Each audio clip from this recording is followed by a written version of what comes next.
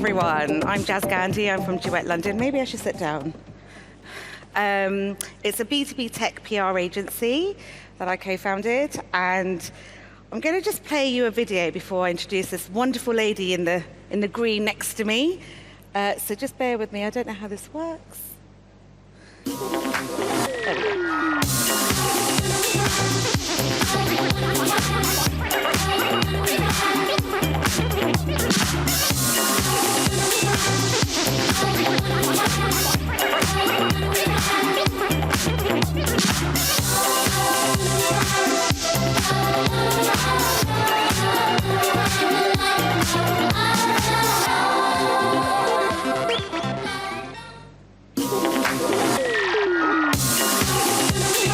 It's on replay.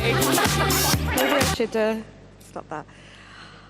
So good morning. I'm Gandhi. As I said, that video was brilliant, and I'm sure you're quite excited to know all about how that was made, where it's come from, how they took a brand into an emotion. Please may I welcome Emma Castle, founder of Bright Island, the brilliant person behind Schwarzkopf Live.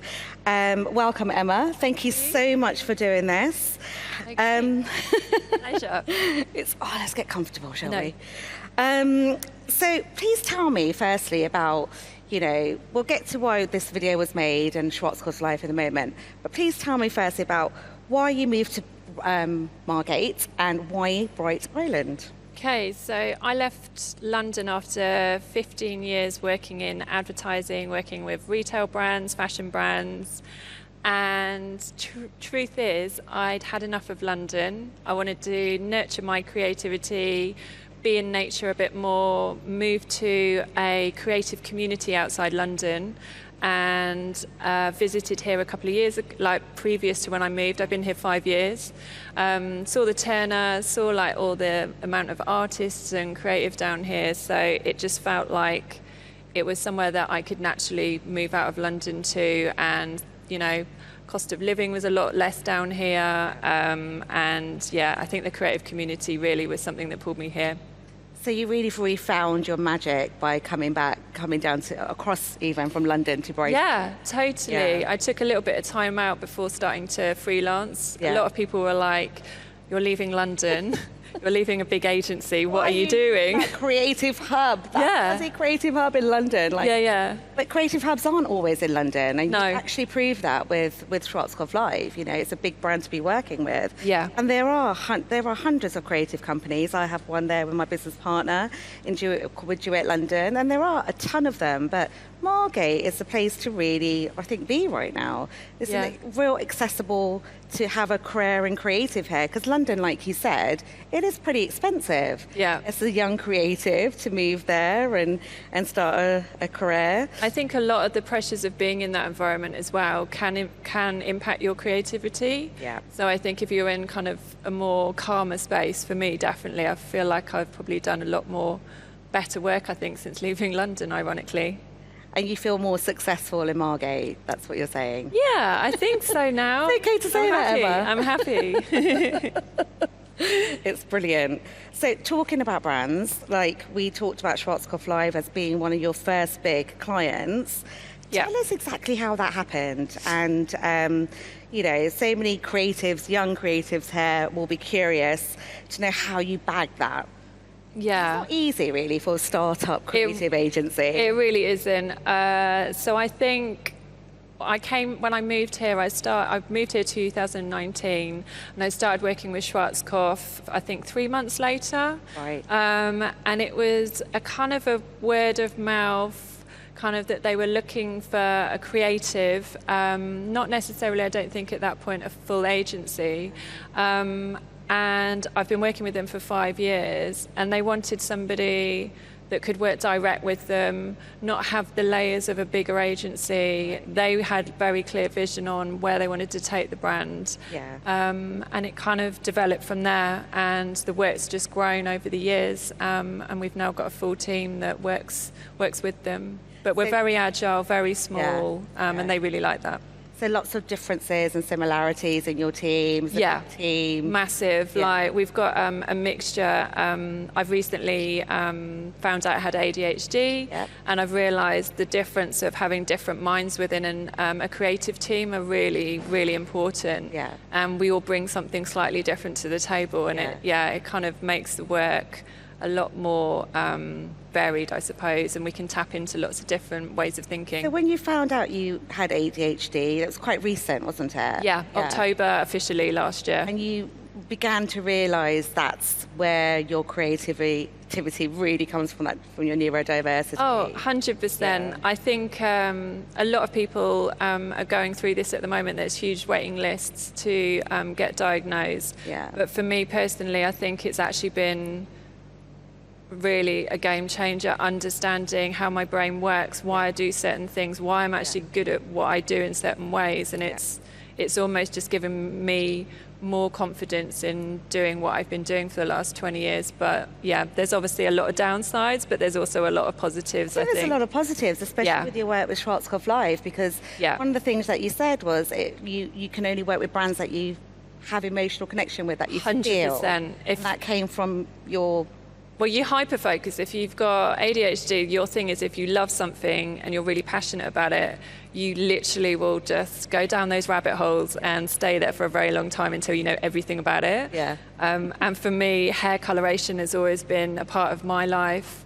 I've been really passionate about it. And so that's kind of really how I've only worked with brands that I'm really passionate, or I've got a personal connection and I can understand that feeling to be able to do the work. Yeah, you were saying that your journey with hair coloration.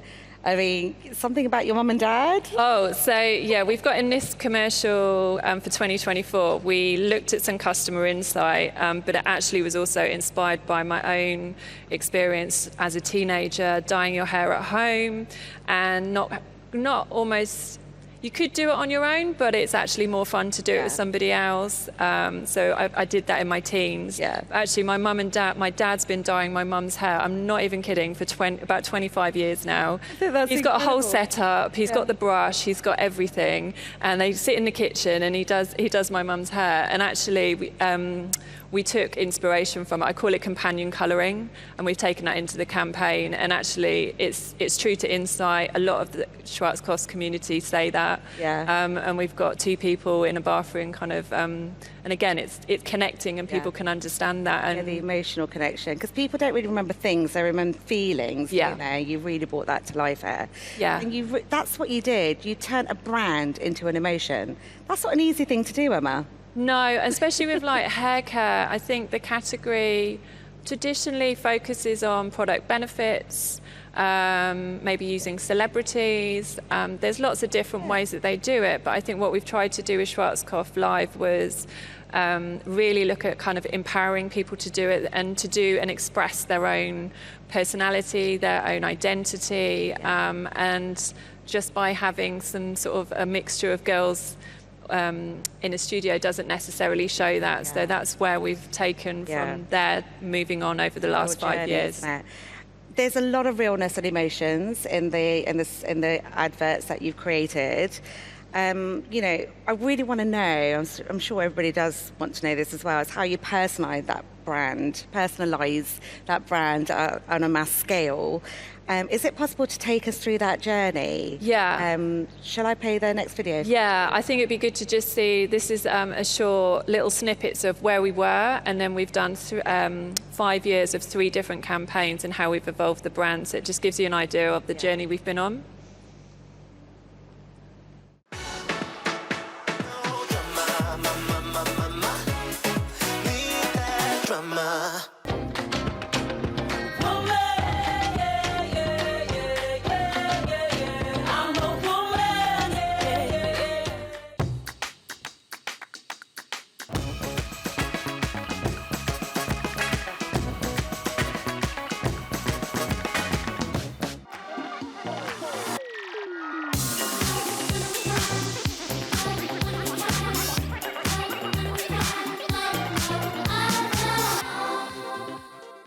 We started in, the first campaign that we did was in 2020. Obviously, that came out in lockdown, so it took the brand to #1, which is actually, even in lockdown, a big achievement for the brand. That's because incredible. everyone was dyeing their hair, but actually, like, people were really drawn to live. Yeah. So this particular one here, we used influencers, we used colour idioms. Yeah. Really brought it to life, took it out of the studio, and then this was the next round on, which was we call the power of colour. Yeah. And this is where we got into the storytelling aspect. We looked at lots of insights about whether it's dyeing your hair to go on holiday, or whether you've had a breakup, you're moving house, you have a fresh start. Yeah. It was bringing all of that into the brand so that people could emotionally connect to it. Yeah. And you found out some stuff like people dye their hair for special occasions and festivals, really, don't Yeah, they? festivals is a huge thing that's growing for them. And this year, actually, we've got, I think it's started to go on TV this week, actually, and we filmed it here. We've got the cast members in the roller disco and out on Dreamland Beach. Wow. So it's got a real festival vibe. So we Yeah. do now different edits depending on the time of year. That's So we're incredible. sort of making it a bit more, rather than one size fits all. We've done a really tailored approach this year with them. Tailored approach, cost effective as well. Let's be honest. You're not Yeah. making new adverts all the time. No, totally. Yeah. We did a 2-day shoot. In one of those days was here in Dreamland, and then various locations around Margate. That's covered off a completely array of YouTube advertising, TikTok, Instagram, but we've tailored everything per channel this time, rather than just doing traditional cut downs, which ultimately aren't resonating with customers as much anymore. Yeah, you were saying that, through your insights work, there were a lot of people were just using Schwarzkopf Live like no other brand because of. Can you just take us through those stages? Yeah, Is that all right? definitely. So for this year, we've got Colour Like No Other, which is the new campaign, but it's ultimately, we've positioned it as a brand platform. So it's not just about a campaign title, it's basically something that the brand can live and breathe by. And we actually found from doing a workshop, which is the first phase that we do with our clients, that their best sellers are actually black and red, which we found really, really interesting, because loads of brands sell black and red, but why were they buying live? And it was a certain attitude, a certain approach that they were taking that live is kind of represents to them. So the brand draws a certain type of person. So we realized that the customers are like no other. Their color range is basically like no other because it's so broad and we've got all the amazing bright colors. But ultimately the brand is behaving, particularly in the category, like no other. So it's an overarching brand sort of strategy for them. So this was, we've just had a quick look at this slide across the years. So where we started up to 2024, shooting in Dreamland. This was Generation Colour, which was 2020, and then Power of Colour 2022 to 23. So we tend to do them for like 2 years, but we do like top-ups as well. So we inject kind of a bit of newness. So it did take time to go from one stage to the other. Yeah. It wasn't just an easy, let's just get some real people in and, this is what you need to do. This was a real journey. It was a journey. I think it's a journey for the brand, but it's a journey for the customer as well. And we try and adapt to, obviously the pandemic had a huge impact on hair coloration, customers' behaviours, and even then when it finished, were they still continuing to dye their hair? So we were trying to tap into kind of the cultural relevance of what was going on in the market as well. So having something and trying it for 4 years to 5 years was not necessarily going to work. So we kind of broke it up, wanted freshness every 2 years, but we were really listening to the market and their consumers about really where to take the brand. It's testament to what you were doing, to be honest, because, Schwarzkopf Live, the first one must have worked for them to engage further because they knew what you were doing and where you were taking it. Yeah, So definitely. That's incredible. It's incredible. Thank you. So I think, we were talking about sort of why be brave. Yeah. So tell us about why, be brave. What does that actually mean? So I think, Schwarzkopf, it's an easy one to kind of apply to, but we ultimately, the competition is really, really tough in this hair care category. Yeah. And this applies to kind of any kind of category, I think, really, is looking at your competition. And by being brave, you're going to stand out. Yeah. And if you're going to be brave and doing it in certain ways, you're going to get a lot more uplift and attention. Rather than just doing the same thing that everybody's doing. Yeah. I think that sits true with me. I never kind of do what everyone's doing. So, and I like to do, it's kind of like being a challenger brand, I suppose. Yeah. You're challenging it, standing out from the market. And ultimately that comes down to as well community and social influence. Yeah. Live's got a huge community on TikTok and Instagram, and there's a lot of conversation that goes on behind that. Yeah. And it's really important for brands to kind of be brave in that space. So, you know, for the social influencing, listening, Yes. as well as not just telling, is really, really important, particularly in hair coloration, like watching trends, seeing what happens, is always kind of being in the centre of it, as what's happening now and also what's going to be happening in the future. You talked about trends there. So, you know, you're looking at trends, but you're also setting trends, aren't you? Especially with Schwarzkopf Live. Yeah, they've got the hair colours that you can kind of, and people are so creative. We kind of do a lot of social listening, seeing what's going on, what trends are out there. The Gemini look's obviously been quite popular, and the money piece, a lot of people are still doing that. So Money piece. money piece is where you do the little bits at the front, Oh, a different colour. I think one of your car stars has a money piece. Yeah, yeah, We'll yeah. see what that looks like when he comes on stage in a moment. Yeah. So I think broadly as well, culture, I think it's really important, especially with Live. They're very open to kind of understanding the everyone that uses their products. Sheila being a classic example, which you're going to meet Sheila in a minute. That's She's Sheila, amazing. everyone. But it's also just tapping into culture and staying relevant, I think, in a brave way. And that's also kind of gains traction for consumers. And then obviously we've covered off trends already. That's something we've always looked at. Yeah. But personal expression as well is a huge thing for them. And it's a really important thing to encourage people to express themselves, be their true selves. Yeah. Just because you're born with a certain hair colour doesn't necessarily mean that's going to be, that feels you. And I think particularly with pressures of kind of younger people, social media is kind of encouraging and kind of being empowered to be who you want to be is a really, really important thing that the brand stands for. I completely agree with that. And obviously for them, product innovation. So they've got a range of different levels. So you can use product that you wash in and wash out in 2 days. So if you've got a festival, or you can go permanent, semi-permanent. They've offered a full range now of kind of bleaches, toners. So they've expanded the range, and we just find new ways of integrating that into our campaigns. That's incredible. You know, it seems like you've taken a really 360 approach to this. Yeah. No stone was left unturned. No, Your definitely. insights work was very deep and meaningful and insightful, hence the word insights. Yeah. You know, you use multiple channels. You covered everything from PR, social media, marketing, direct marketing. It wasn't just about making an advert No. to sell a product. It's never just It was- TV. a lot of people want to focus on the TV, but there's so much work that goes on behind the scenes for them, socials like huge. Yeah, Definitely. And you really tapped into that, didn't you? Yeah. So I suppose the next thing we should really talk about is your advert that launched in February this year, which was, when I first saw it, I had a massive smile on my face. I was dancing to the music. I love the music. Hopefully the sound will come on this time, so we can hear it. Yeah, we'll show that at the end. We'll show that at the end.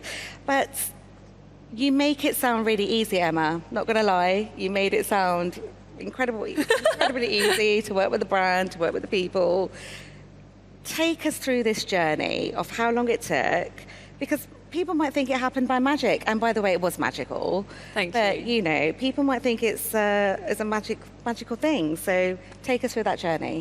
So in reality, we started in April with a brand workshop. That's where we really get under the skin of what the brand wants from the campaign, what's going on with their customers, what's selling, what's not selling. Yeah. And then we go away for creative development. That's normally sort of 1 to 2 months. Right. And that's coming up with concepts, looking at social listening, customer insights, turning that into a creative concept, looking at kind of creative strategy. So there's a lot that goes on behind the scenes, and that's even before we get to kind of pre-production. So once we, and they also put everything into, we always research our ideas to make sure that they're going to resonate with customers. Yeah. So once we get the sort of green light from research, we then go into pre-production. Sorry, can I just take you back a bit? Yeah. You have to go and do like a pilot test with customers first. So we mock up a storyboard with kind of an idea on what that's going to look like before we shoot it, with the ideas, with the script. We might do a mood film, so we collate things to kind of understand what can resonate with people, and then it gets tested with a certain number of people. We get feedback, they do interviews. Right. It's quite it is something that I've done kind of all through my career basically, and it's for brands to understand that what they're doing is actually going to resonate with their customers. And that's how you turn the brand into an emotion. That's what you did. Yeah, definitely. But then obviously with this one, we decided to make a real change for Schwarzkopf. We used real customers, so we did an open casting, which I was super passionate about. I was like, if we're going to do something that's authentic. But didn't you say to Schwarzkopf Live, look at your social media, look at your customers? Yeah, definitely. Everyone that tags them uses a hashtag. They're very creative and very inspiring. Yeah, they are. So I was like, these people need to be in your ad. Yeah. So we switched it up, did a call out on TikTok and Instagram. We got, I think, nearly 2,500, 3,000 applicants. We then whittled that down and invited, I think it was about 75 to a casting day in London.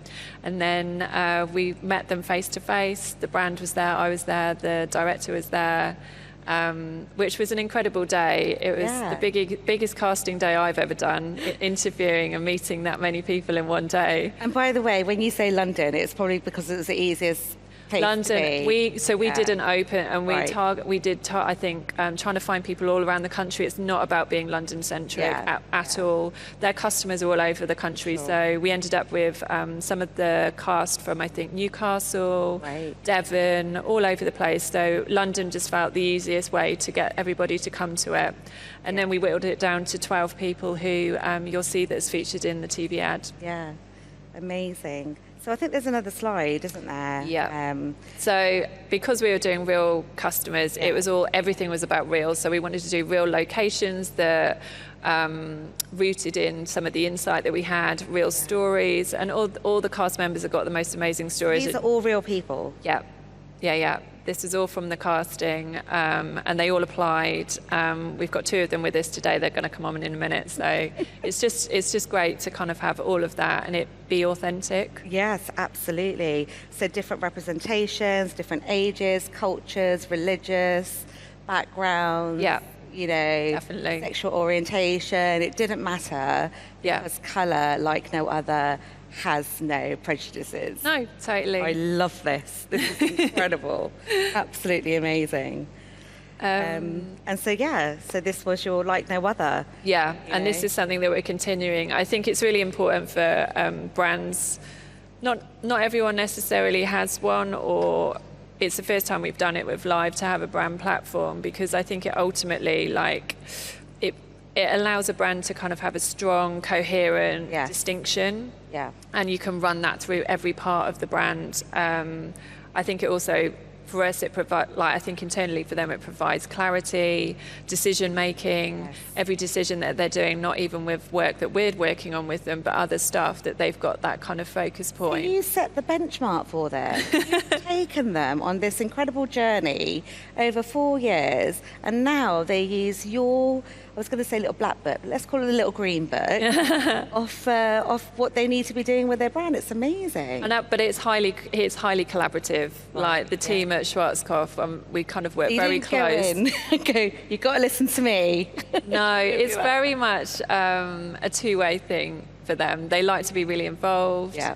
And it's great to kind of have a client like that, because you kind of really get information that you might not necessarily if it was in the traditional briefing sense. Yeah. So let's talk about your last advert, the one in 2024. We're going to bring out some amazing cast members. Please welcome to the stage Sheila and Zed. I'll move over. Anyone want to guess who Sheila is? Come join me, Emma. Welcome, welcome. So we're all excited to know about how it felt to be one of the, what was that, how many people in the end? 12? 12. One of the 12 to be casted in this fantastic advert that we're going to see in a moment. For me personally, it was a complete privilege, like a dream come true, really. I never expected it. I applied on Instagram randomly one day and was like, oh, nothing's going to come from it, but I might as well shoot my shot. And I did, and somehow got invited for an open casting in London.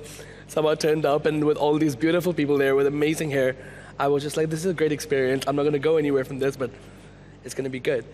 And then got the call in the end and ended up on the advert, and it was like, I think I couldn't stop smiling for like a whole week after I found You out. still can't stop smiling. I know. I'm on TV now, like who would have thought? Exactly. I'm on TV, darling. Yeah.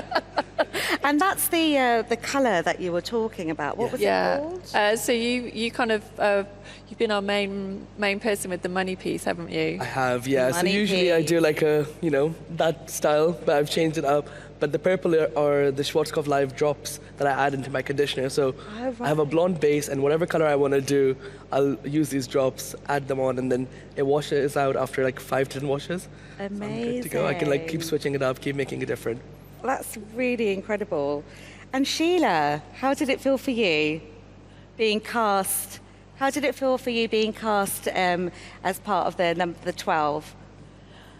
I was amazed for a start. There were so many beautiful young people there, and I'm the only oldie there, and I think, nah, Yeah. I was just amazed. First of all, to be invited to cast, Yeah. and then to be chosen, it was phenomenal, Yeah. Yeah. Yeah. And I'll be honest with you, I had absolutely no idea how much went into making an advert. Yeah. The camera, the food, the stage people, it's amazing. There's hundreds of people. Yeah. I admire any advert now that I see because I know what goes on in the background.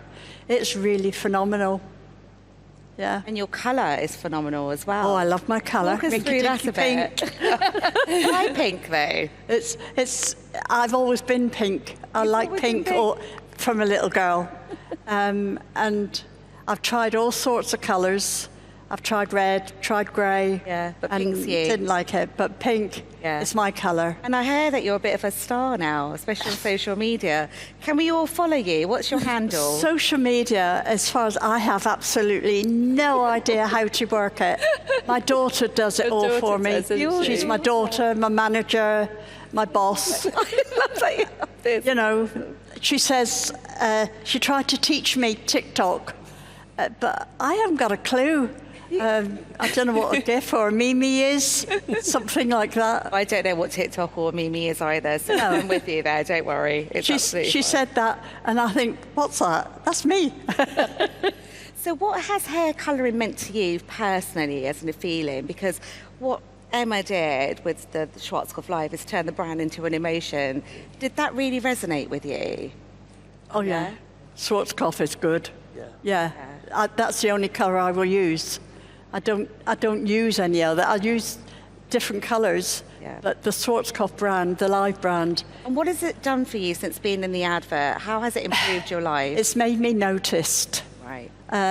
My hair normally is pure white, and when you're an old lady, a mature woman, not an old, but a mature woman, people, especially in this thing, people look down on you. They don't really see you. You can go into them, and I've got a lovely hooter on this machine that I won't play it because it's quite loud, and it jumps people out of the way. They suddenly realise I'm there. But with the pink hair, they see me, and they talk to me. and that's nice. I think ultimately when we met Sheila in casting, you told us that story. And honestly, all of us were sat there almost in tears. We were like, this lady has to be in the ad. There was no shadow of a doubt. Yeah. Because what you're saying in your story resonates with so many people. Yeah. And the same for Z, your story as well. It's so important for that to come across in this campaign. I mean, I'd never done anything like this before. This is a total new environment for me. I'm thinking of getting somebody to look after me, management, but I'll think about that. You're going to get an agent. Yeah, How has it changed for you being in this advert? massively. I think for me, my hair color journey was quite like a journey of self-discovery. So I started dyeing my hair in lockdown. You know, when everyone had like the little mental breakdowns at home and they just like buy any box dye and just dump it on. Yeah. So I decided to do that, and the first time I did it, I went to go blonde, and it didn't work out. I went orange instead. Didn't realize my Asian hair was really hard to bleach, and box dye doesn't work for like bleaching. But then I did it again, and I was like, let me try some different things, and it really felt as a way of expression for me. And being a queer South Asian person, like it was very difficult for me to find kind of who I was during my time at uni, during lockdown. It was quite isolating, but dyeing my hair like just felt like I had a bit of control over my life. I could do whatever I want and express myself how I want. And I don't have to show the world. Like, I can just sit there in my room with like my bright pink or bright blue hair and just hope for the best. With the money look, Yes, the money piece came afterwards. The money look. But I heard that you actually have entered in the creative industry now. It's completely converted you. 100%. It's given me a new path in life, which is quite amazing. Now I work in advertising, so that's quite cool. Yeah, You're proud of that? I am. it's really strange shit of it. But I think after doing the advert, I just realized how many amazing people there are. Like meeting Emma, meeting the cast, meeting all the amazing people in the advert. I was like, this is what I want to be doing. Like this is how the community feels when you want to be working in a place that kind of grows you as a person, that supports you, develops you, and that's why now I've gone into it. And I suppose you wouldn't have thought Brighton would be the place to make a Schwarzkopf live advert, really, would you? So from this whole session, London isn't the creative hub. Margate is. Did I just say Brighton? Yeah. Did I say Brighton? I meant Margate. Don't know where I am. Time's up. Okay. You're celebrating your differences. You come from very different backgrounds, different age groups. You've worked with real customers. So the takeaway really is that when you're building an advert, you have to look at the complete picture, from the customers all the way to what your brand is doing, to your location. There's a lot of work that goes into it. It took you 10 months to put this last advert together. Yep. So shall we watch it? Shall we see it? Let's watch it.